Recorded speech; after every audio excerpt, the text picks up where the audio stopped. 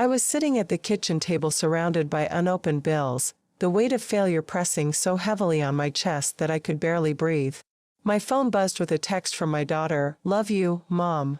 Don't forget you're stronger than you think." Stronger? I laughed bitterly.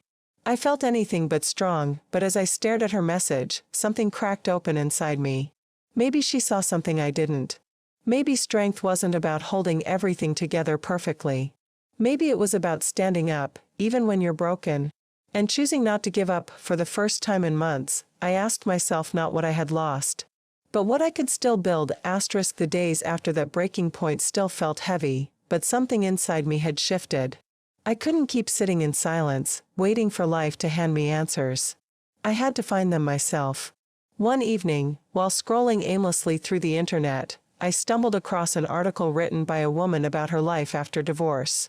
She wasn't a celebrity, just an ordinary person, yet her words resonated with me so deeply that I felt as though she was speaking directly to my pain. I read every line, tears streaming down my face, realizing that if her story could touch me, maybe my story could reach someone else. I opened an old laptop that had been gathering dust and created a blank document. At first, my fingers hovered over the keys, hesitant. What did I have to say that mattered? But then the words began to spill. I wrote about the silence of my house, about the way grief comes in waves, about the fear of starting over when you feel too old and too tired.